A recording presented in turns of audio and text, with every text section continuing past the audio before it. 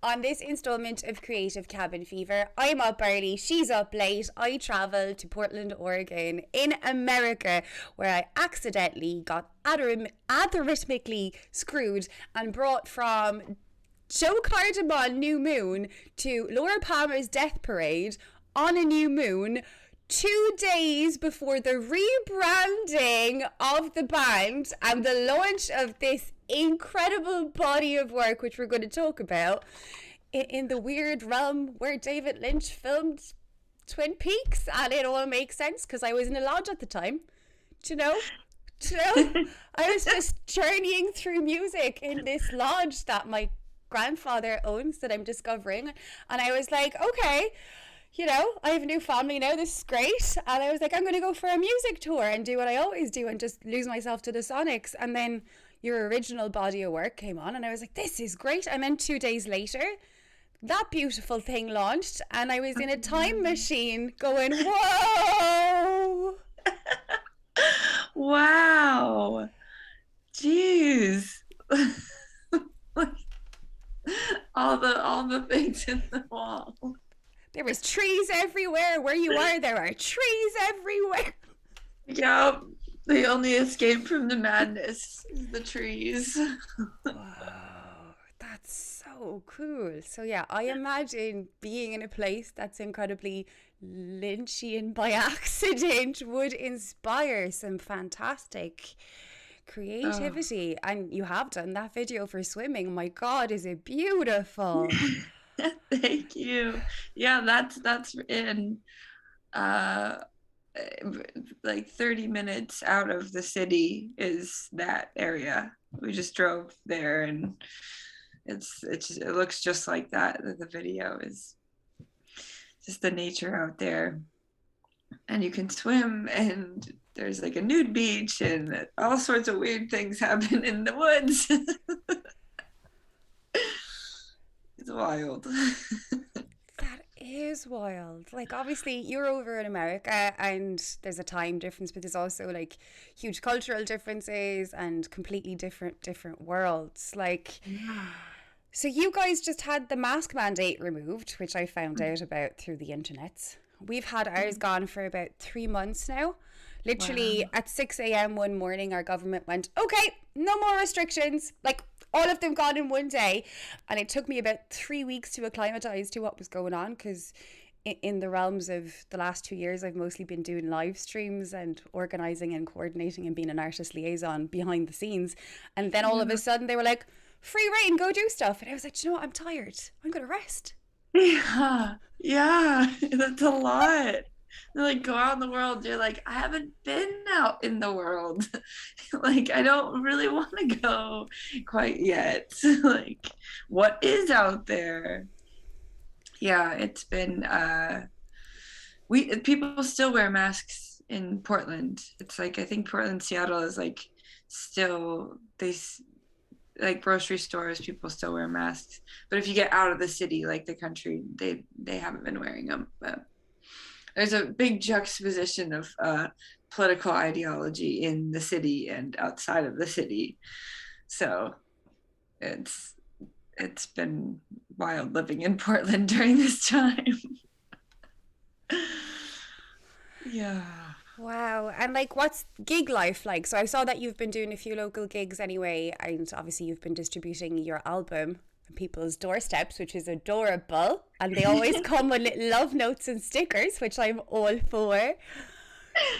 Yeah. Yeah, we played or we drove down to Eugene last night, which is like 2 hours south of Portland in Oregon, and played at this little dive bar called Old Nick's, where there's like all these like cool mirrors and old lamps, and like there's chandeliers with like elk horns, and like it's kind of gothy in there. So there's animal deer skulls on the walls and all like candlelit tables, and a crazy food menu. They had bangers and mash. It was like all over the place. Like I don't remember everything that was there, but it was an eclectic spot. And played a gig in Eugene, and I just drove back this morning, and it was good. It was, people weren't wearing masks, so a few people were, but it was hard. We played a show a couple months ago, and then after that show we opened up for King Woman, and it was sold out inside, and just so many people got COVID after that show. So it was like, oh, cool. So if we're gonna do this is what's gonna happen. We're just gonna get COVID, even though we were still wearing masks at that show. I don't even know. Yeah, there's loads of cancellations and reshuffles over here, all right, because people are getting sick.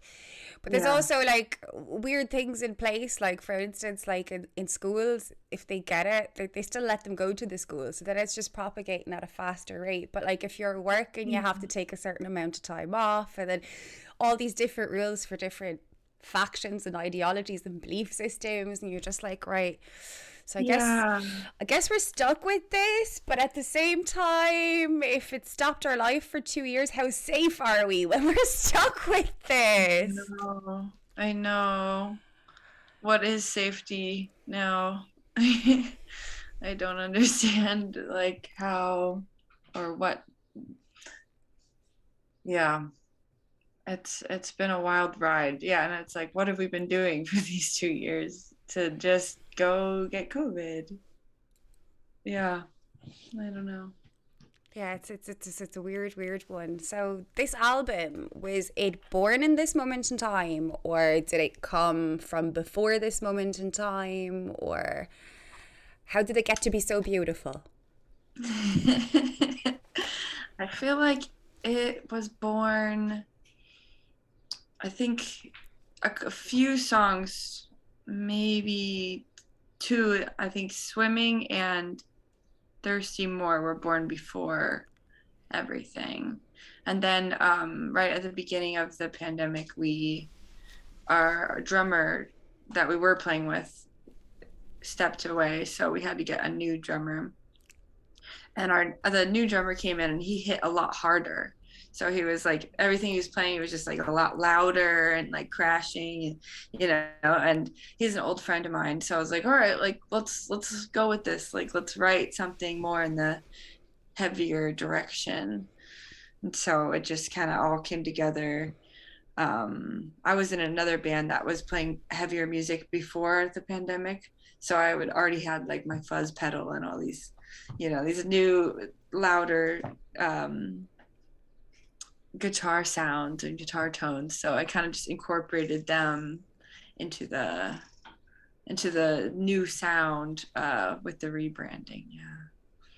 Yeah, it's mad. People don't think about that. It's like when one of your members leaves and you have to take someone else in. You don't think about the adjustment period necessary in order to give everyone their true artistic vibe, like.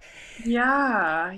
And I really wanted everybody to be able to have that space. It was like we're all locked inside, quarantine. It's like we're only seeing each other. I'm like, I want everybody involved in the band to be able to write their own parts and things. So it's a lot. It's like their creative energies coming into. That's why I have inside the tape is the photo of like all the people who played in the thing. It's like this album is a complete photograph of 2020 to when it was released.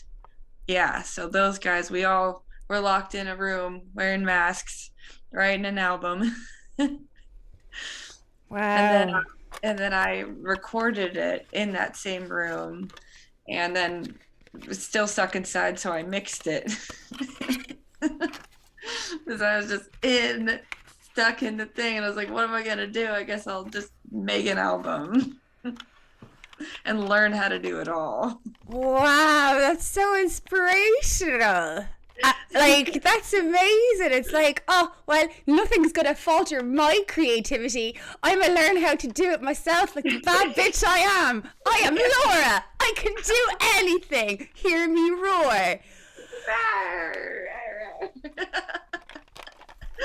Yeah, bands over here weren't even allowed practice together. We had one of the longest standing lockdowns in the world, I believe. There was one Oh point my there, 18 months solid, we couldn't see another soul outside of our pods. So, like, I think we could have God. 3 other households that we could possibly meet. Now, I'm sure people met in darkness, and I'm okay with that.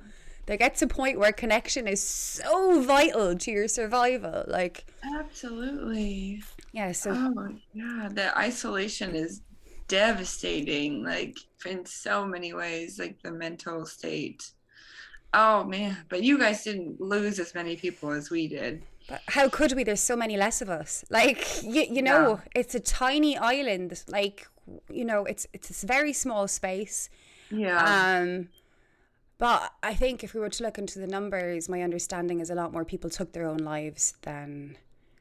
That's the other thing. Yeah, it's like, okay, I either die of a sickness or I take my own life because it's you're alone in your thoughts. I completely understand. Yeah. Yeah. That's So devastating. yeah. It is. It's incredibly sad, especially for creatives, because a lot of creatives in this moment in time had no outlet. And obviously our outlets are how we stay sane. So like in my case, my outlet is mostly losing myself to music, or finding myself to music, as I like to call it, right? Yeah. But a lot of people couldn't create. They'd lost their livelihoods, they'd lost their sense of self. I Hmm. think that was incredibly damaging. Like I just had these interviews, my commissions in work, and my 5-year-old boy, and all our pets to stay sane. And because couldn't even really go see your friends, like even in the outdoors, we weren't really allowed to mix. Like it was a very strange time. Oh my God. So you guys Yeah. weren't as strict, like, but I imagine it was still very difficult. Yeah, I mean, in so in the beginning it was like we had it was March, April, May was all in lockdown. Like we didn't leave. Everybody was in the pods doing it right, like at least in Portland. And then the George Floyd protests happened. And like it just was like everybody just was like, oh, we can go outside. Like there was all these people in the streets, so it was like thousands and thousands of people just like pouring into the streets and marching. And like in Portland, it was like 10,000 people marched the first big march and just like blocked the whole entire street. And so, and then in Portland, it was they just kept protesting for over 100 days. So it was every night they were down at the courthouse and the federal officers were there and the protesters were there. And so it was like there's this lockdown and everyone was scared for COVID, but then you were wearing masks, so you were like hiding your identity from the feds.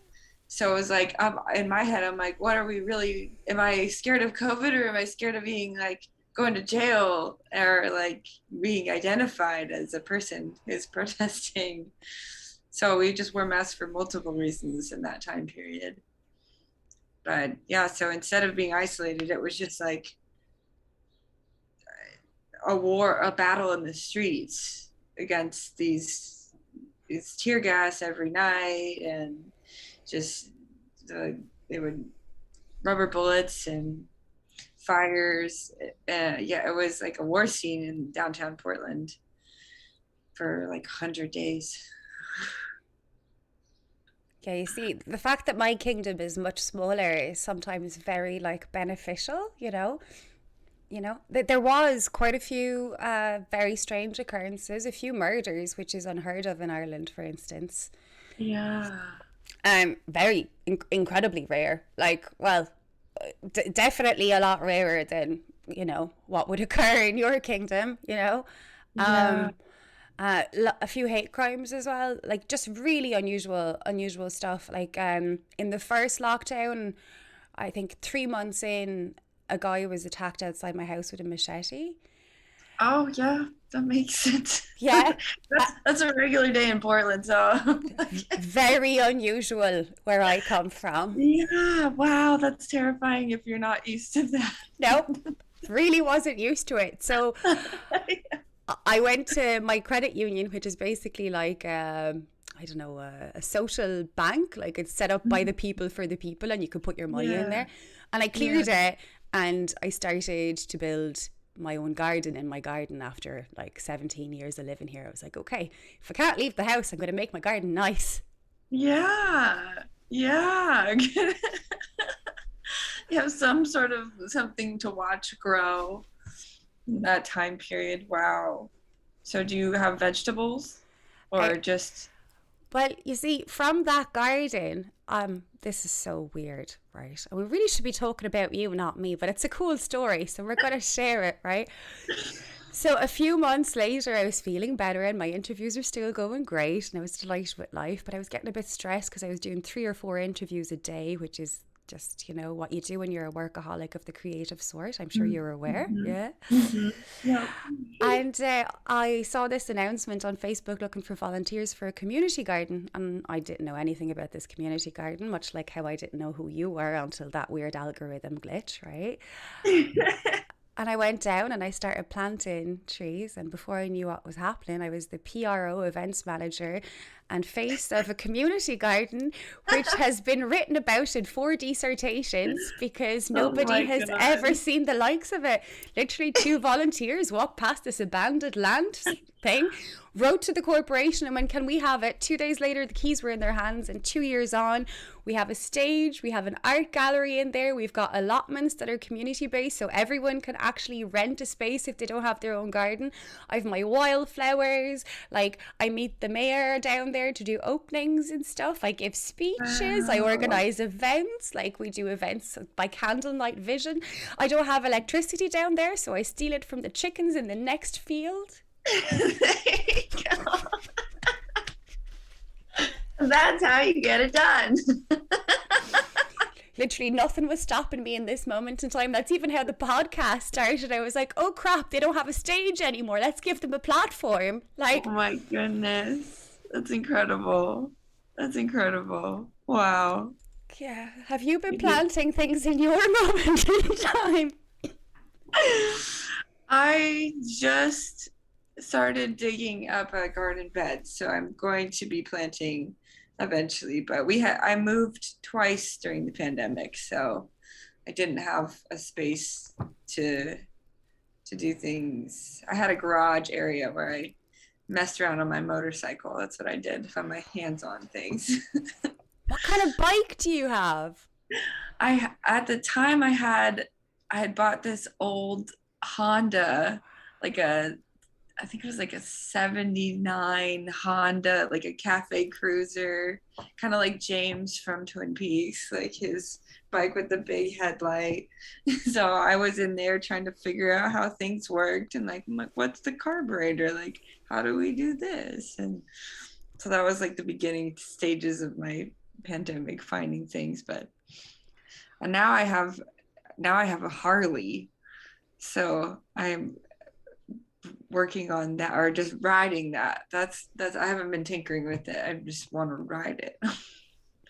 Yeah. So yeah, one of my great loves in my lifetime was the motorbike. It was an ER5 Kawasaki. Oh yeah, she was street fightered up to the hilts, and her name was Eddie, and her number plate was 666. Hell yes.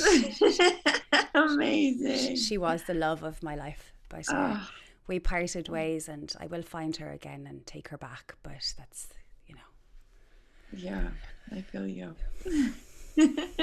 Yeah, I don't think with a 5-year-old, your life changes so much. Well, like he wasn't 5 at the time, he didn't even exist, but like your mortality changes. You kind of realize more, oh crap, I might actually die, and if I did, he'd be on his own, and that would suck for him. Well, I don't know, maybe he'd be like, taken in by these really cool people and live a happy life. Who knows? Yeah, you're like, might as well stick around for a little bit, see what happens. Yeah, he's a rogue. Like, what's he gonna grow up into? Like, I'm very excited every day he wakes up. I'm like, okay, what's today gonna be like? That's so awesome. You created life on top of creating all of these platforms and artistries and gardens. Look, but I didn't create an incredible time machine album like you, Laura, And it's beautiful. So what made you change the name of the band or the direction to a point? Was it just that? Oh, you tell me. Oh, I think to take away from, I didn't want it to be so related to a David Lynchian thing. Like I wanted it to just bring its own magic. So I feel like a lot of it was like, oh, we're talking about David Lynch and Twin Peaks and like the area and everything. And I was like, yes, that is his perception of this magical reality, which is like his thing is great, but I have my own experience of this magical reality that I am living in. And so it was to not drastically change the name, just to like leave off the name part, and then just like incorporate Death Parade.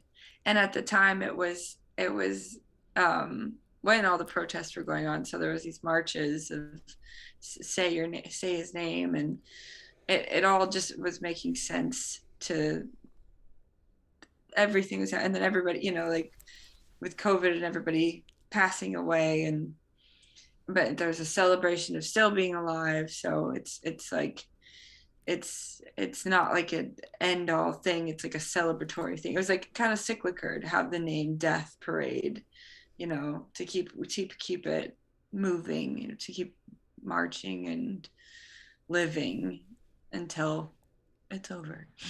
Yeah, and there is a shift from what you were to what you are, and I can see that shift. Like there's still that universe, but it's more your universe, like you just said. So by changing the name, that definitely allowed that.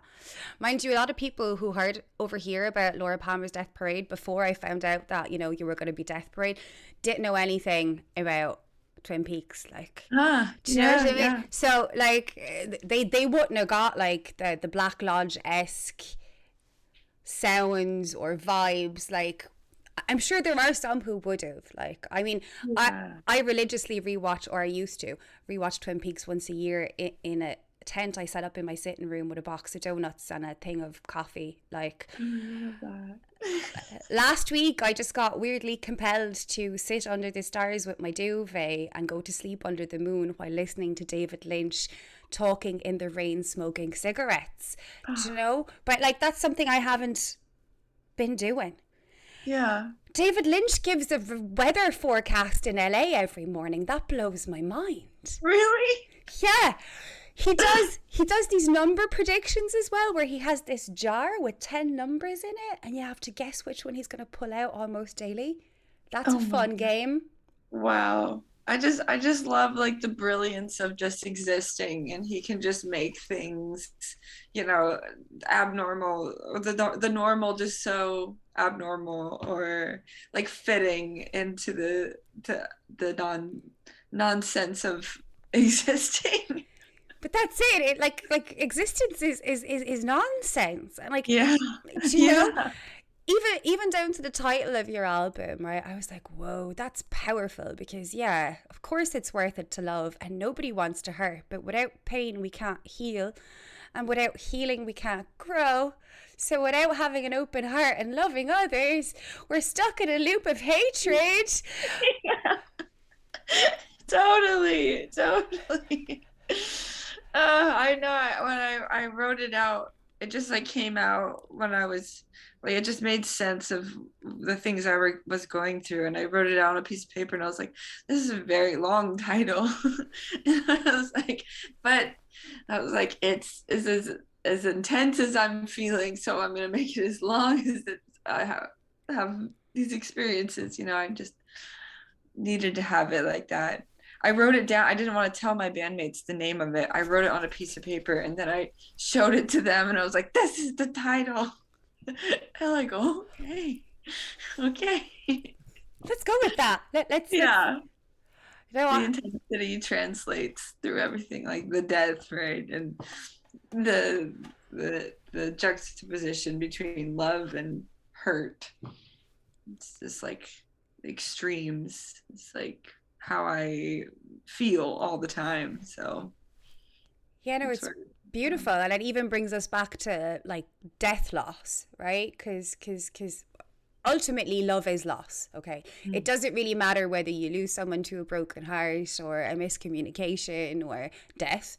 love is loss, and being able to love fully, like the prince and the little fox, means opening your heart fully and understanding that everything is impermanent, right? So, but if we're all energy, then death never really occurs. And if we're in a Lynchian verse, then it definitely doesn't, because everything is transcendently different and beautiful, just ever changing and shifting. Like, definitely. Yeah. It's like it's that, or it's something else. I'm realizing that it's all the perception of being in it. And like the beginning of writing this record, and through writing it, everything was, the feelings were the most important thing on the planet. It was like the biggest thing was how I was feeling, and it was like all encompassing of like the extreme emotions of losing people, and like battling myself, like all the things just came.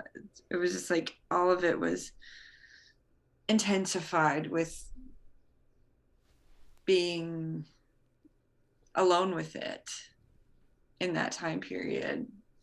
So I was just diving into all those deep feelings, and now that it's done, I can step away from all of that. I'm like, okay, now it's for you. Like now you can experience that, because I'm done experiencing all of those things. I'm like, I put it all into the record.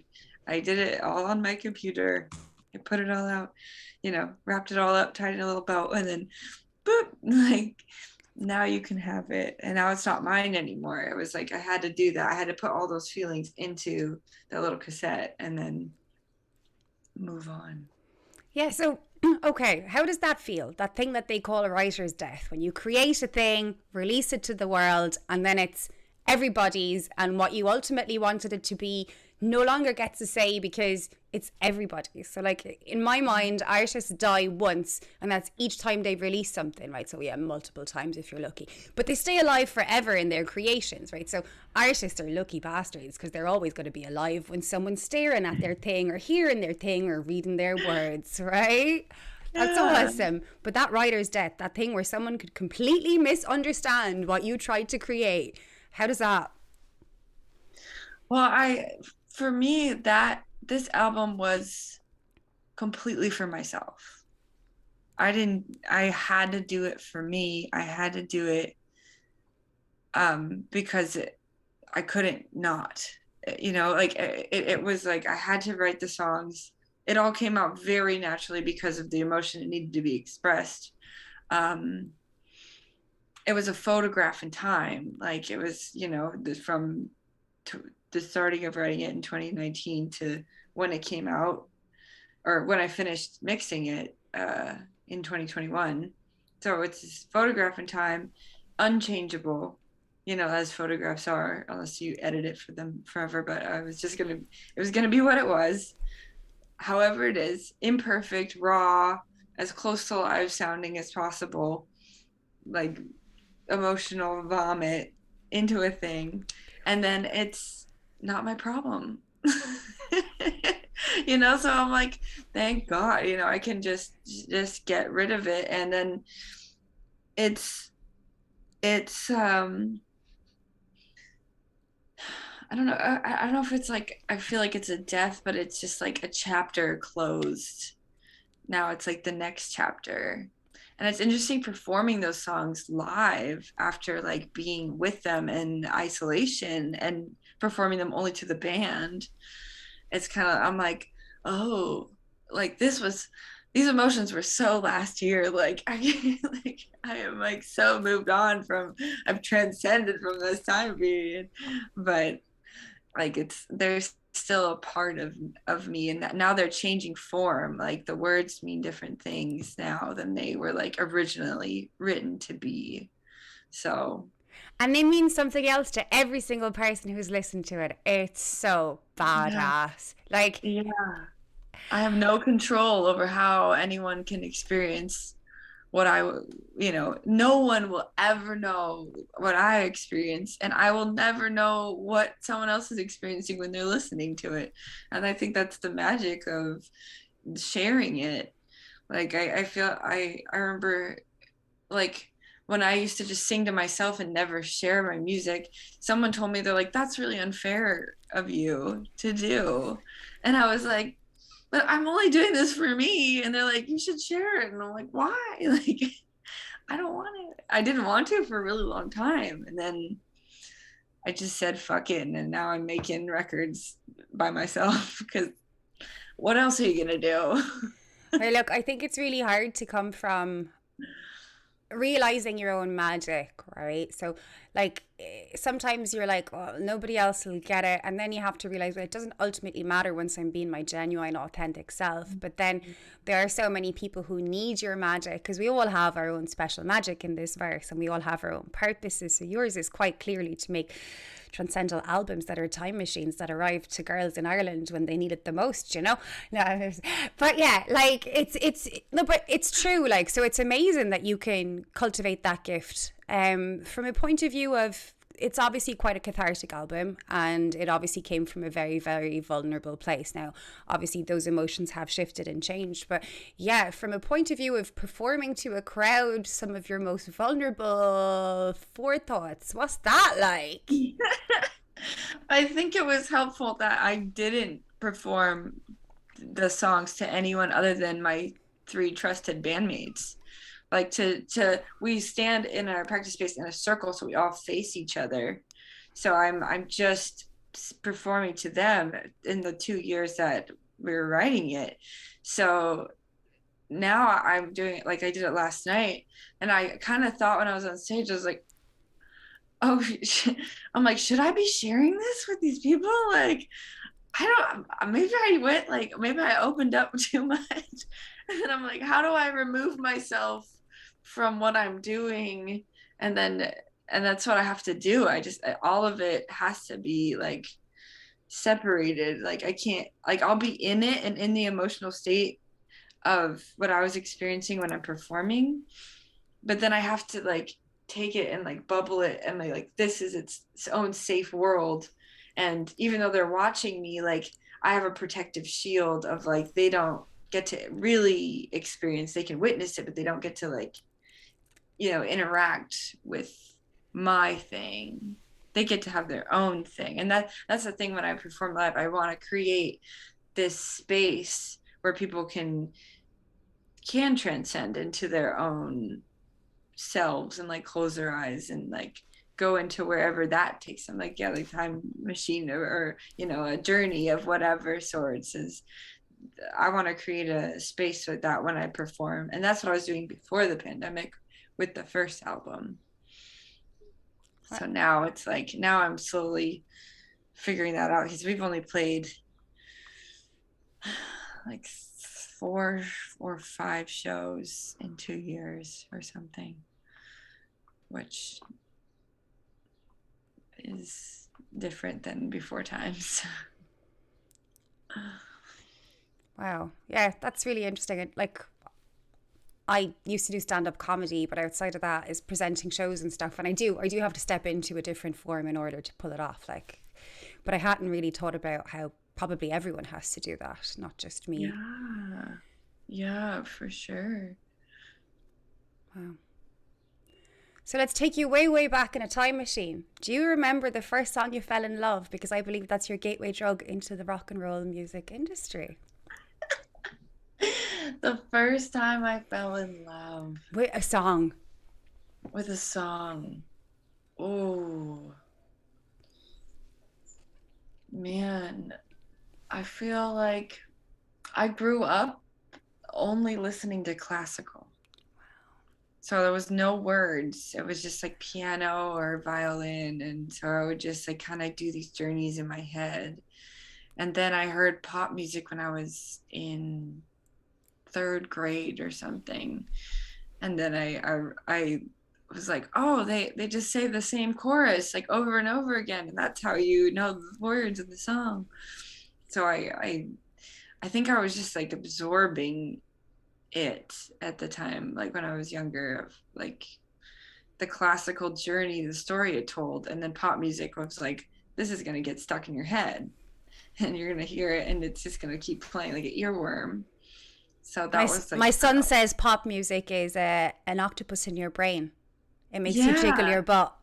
yeah, yeah, totally. You're just like wiggling around. Yeah, yeah. So I like the to where they come together. So yeah, I don't remember how.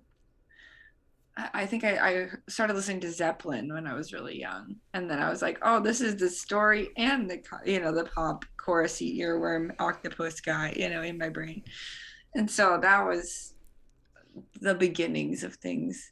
Zeppelin, and my dad always listened to musicals. So he had like West Side Story. I don't know if you, yeah, yeah. So we had that musical. So like Maria. So it was like it was like poppy, but it was they told a story with the song. Yeah, So my dad and I used to listen to that and War of the Worlds on vinyl. Like when I was really, really yeah. small, curled up on his lap, listening to these on his stack. That's so sweet. My dad had a cassette of the West Side Story in his car, and it was just stuck in there. So every time we went to the store, it was Maria, like Okay. And classical music wise, like, do you have any favorite composers or? I think I never really knew the names, but it was anything in minor, like anything dark and heavier was like I related to. Like my dad always pointed out whenever I played the piano, he's like, you only play the black keys. Like, like I like how they sound like this, like minor-esque tones. It's just like I'm drawn to the darker sounds. Yeah, the I more don't- somber universe. yeah, yeah, That's definitely. amazing. That's amazing. So, did you start playing with the piano? Is that how it all came, or? My dad played piano, and his side of the family, they live on the East Coast, so like Maryland, Pennsylvania area. So I was born in Boston on the East Coast and then moved all the way out to Oregon on the West Coast of the States. But they're all East Coast, and we would play the piano around the holidays, and my aunts would like harmonize and sing songs with each other. So I grew up around harmonizing and piano songs, and I never learned how to read music. I would just play by ear with them on the piano and just think around until it sounded good. That's amazing. Yeah. That's amazing. The power of music. That's amazing. Yeah. It was just grew up around all different types of things. Yeah. Different types of music that all come together to be this one person I am now. Yeah, we are the sums of our experiences in all their shapes and forms, our blessings and our lessons. They fold us to be who we are, like. Yeah. Sometimes I get so pinpointed. I feel like, especially with this record, I felt so in the moment of what was going on in the world that there was no existence before. I never had a childhood in my mind. It was like I never grew up. I never had anything other than these feelings that I'm feeling now, and this experience of living through a pandemic and the protest, and and not being able to tour and not having a job, like all these things were like the only things that existed. So to even talk about I was, born somewhere is like, oh yeah, like coming back into like lived this whole life to this point. Now I'm a person because I did all these things to get to here. We all forget, right? We all focus too much on the goal and the aim, and we forget to live in the now and the then. That's perfectly normal because as you're trying to achieve, you need to have your focus shift in order to create what's necessary for your verse. But then you have to take a step back because otherwise you won't ever truly understand just how far you've come and how far you can yet go, right? But Yeah. it's hard to shift back. Yeah. Yeah, definitely. It's amazing. I love this chat. It's a great chat. I just can't stand and go there.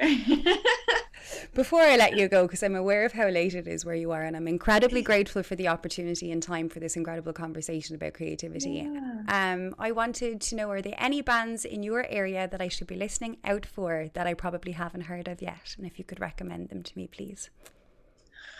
Oh man, I feel like so lately there's this new generation Portland scene that's coming out, and it's all like these underground shows that I'm excited about. And there's a band called Kill Michael, and they're like, they played with me. They're like a grunge heavy, like they scream and they let it all out, and it's like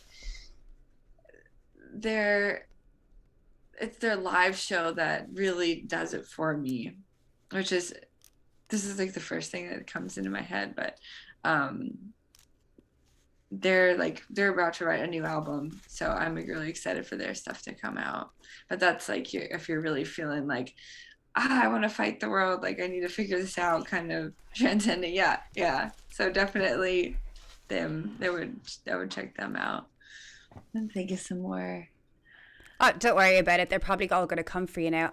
Laura, like, we played so many supports for you. How'd you forget? Because when someone asks you, unprepared, to recommend bands, you get this thing called a brain fart, where all the things you once knew just disappear. And that's on me, guys. That is not Laura's fault. It's because I did not tell her that question before the interview, because it's very early in the morning here.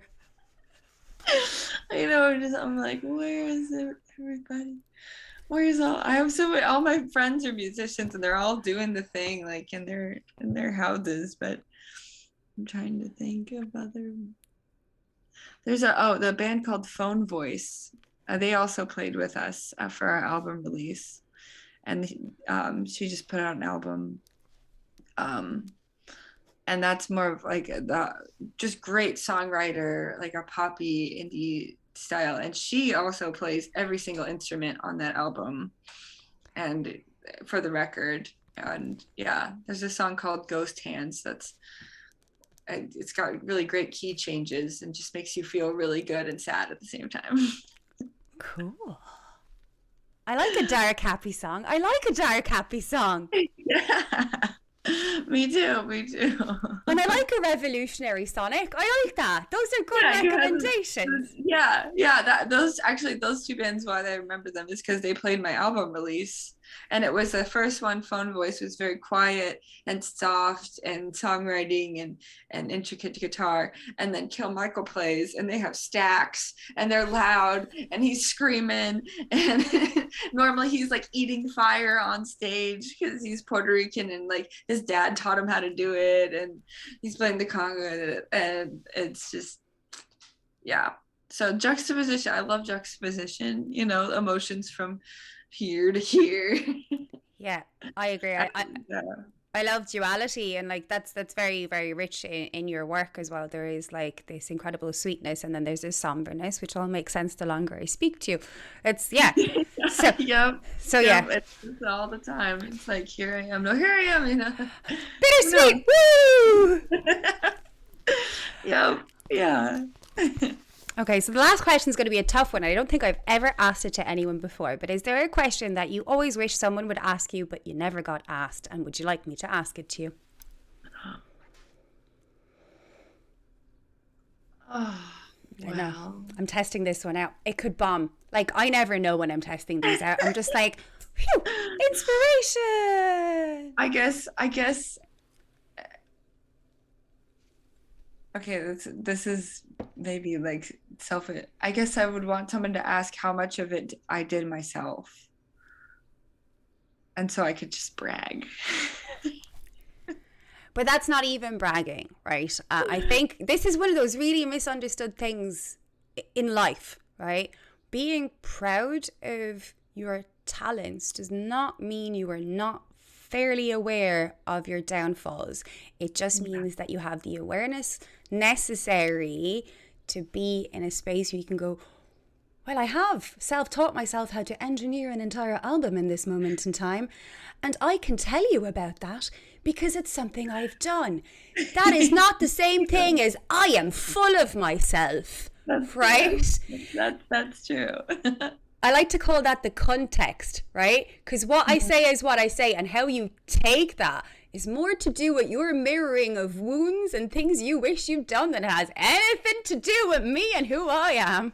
That is true. Maybe it's just a lot of wounded men that I talk to about how much I do, and they get a little like, oh, look at you. They should probably heal those wounds instead of bleeding on other people because someone cut them, right? Yes, that would be ideal. I would love it if they all just healed themselves and we can all just be great. That's actually something I haven't asked in a long time, and it's not something I considered I would be asking, but obviously you are a female in the music industry, as am I. On your side of the pond, I can feel that there is, some wounding going on, but like, what's your experience been as a whole? It depends on where you're at, and I think I'm privileged to live in the Pacific Northwest, where it's like, in the 80s, 90s with the riot girl scene, and there's just been this push of women playing music, and She Shreds magazine, I don't know if you've heard of that, but it's all women guitar magazine that has come from Portland and has blown up, and now they showcase all sorts of women that play guitar, which I feel like when I was growing up, it was like only guys played guitar in bands, like, and then all of a sudden I was 25 when I started my a first band. I was tour managing before that, but then I was like, okay, I'm going to do it at 25. And just to slowly crawl, and like, I just didn't know I was allowed to. Like, I feel like a lot of times, like, you're, like, to engineer or like to play guitar, or like, a huge thing is like, no, you're not really allowed to do it, because there wasn't a space for me. And so when I started doing it a lot, and I was just like, oh, I'm just going to do it. All these other people are wanting to do it too, that are women or look like me, we're just going to do it. So I guess this is what we're doing. I don't know. And the people who disagree or think it's not, they're like, oh, I haven't seen a lot of women in music. It's like, those are the people I don't really want to be around, because I'm like, I've seen so many. Like, I've seen so many incredible producers, engineers, podcast hosts, like, so, amazing women, like, just pioneering this entire new generation, and trans women, and like, all of these, and trans men doing it too, like, all across the board. I see that so much in Portland and in the Pacific Northwest, that anyone who says anything different, I question them. I'm like, what have you been doing? Like, who do you hang out with? I don't know if I want to know you. Yeah. Unless you really want to know what I know, because I know some incredible stuff. Yeah. I remember maybe when I started 12 years ago in the music industry, and then I would have taken a break, right? But man used to look at me like, how do you know about music? And I'd come in, and I wouldn't be able to explain everything in words, but I'd have a fair understanding of what was wrong with the sound. And I'd always fill a room as well, which is something they didn't really necessarily know how to do, which is probably why I was very necessary in the scenario of them not playing to empty venues, right? Mm-hmm. Yep. But then I accidentally fell back in the music industry October 2019. I joined a friend on a poster run, and I was so excited. He was like, do you want to team up? And I was like, okay. And then in February of 2020, right before the world changed, he was like, I don't want to do this anymore. Here you go. So I got landed with a company. And then in March, blah, right? But I remember that February, an ex-boyfriend of mine, who's quite the well-known lead singer, turns around to me and he goes, do you know, Rebecca, I think it's really nice for a woman to have a hobby.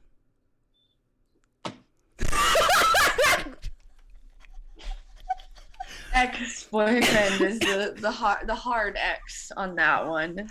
And I went, wow, okay. And yeah. I mean, he still has a band, definitely, but I think my journey over the last 2 years proves that my hobby is going really, really well. And I'm super grateful for those comments because they made me fierce. Yes. You're like, you call him up and you're like, how's your little band going? What's it like to be a jester in my court? Can we discuss Yep. that? It's like, Yeah. Like, so the inspiration for me to transcend you by a billion. yeah, while still staying humble and okay with it. But I was just like, for that mentality to still be around in this day and age, in a... Gross. Outside of that, my experience in the music industry has been incredible since things relaunched. Everyone is so respectful. I mean, it's very, very hard to say that I don't know my shit because obviously, So, Mm-hmm. That's helpful. yeah. I have had women get on to me because certain lineups didn't have enough women in them, but I don't think they understood the difficulty of organizing a lineup, factoring all those things in. And then the other side of that is maybe there's not many women on the stage, but, there's a woman driving it. And that's kind of cool. Just because you don't see her doesn't mean she doesn't, Yeah. Yeah. It's all about it's like who runs the show, where's the voice, the power of the show coming from? And then like, okay, we'll have a couple of these boys play their little music in their little bands. And like they're cute and they look, and they twinkle their little guitars and then the women is just the ones, holding it down, doing the actual work. And we just hope that they can, the men can keep up. We really do. And we send them so much healing in this moment of shifting growth.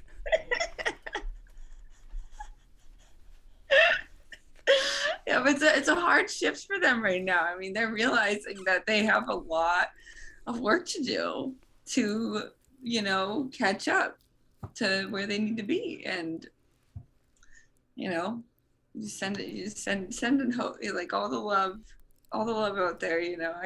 I kid around a lot, but the healing of the planet would be if they kept doing that work. And a lot of them have been in where I'm at, so it's very nice. No, it's great. And like there is a beauty to the polarity between men and women, you know what I mean? And there's definitely something, I guess, from my point and probably from your point, that feeling like you have to prove yourself makes you work so much harder. So super grateful. But yeah, it would make other people potentially complacent because they're so privileged to have been in those situations so easily for so long. Yeah. And it's hard when it's taken back from you, or any of your power is taken. You struggle. So, but yeah, having something to prove is an amazing drive. Yes, I've never felt anything quite like it. Right? Same. The hardest drug, the best one. Those hits of dopamine in the, I'll show him. As we work as hard as we can.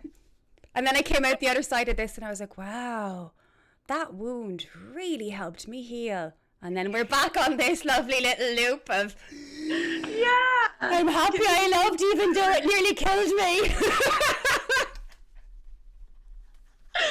It's true for the forever cycle, but the growth I feel like the growth where at least me and a lot of people I know right now from the past 2 years, that cycle, it's like, it's really powerful time right now. Really powerful time to just keep, expanding and growing and blossoming from such a dark time that we all experienced. Yeah, it's something I truly don't believe we'll ever experience again. And that was part of why these interviews happen, is because there needs to be a time capsule to realize the changes in creativity, to realize the magic that came out of this dark space, because without the night, stars can't shine. And I think this is very similar to that. Yeah. So thank you for doing this.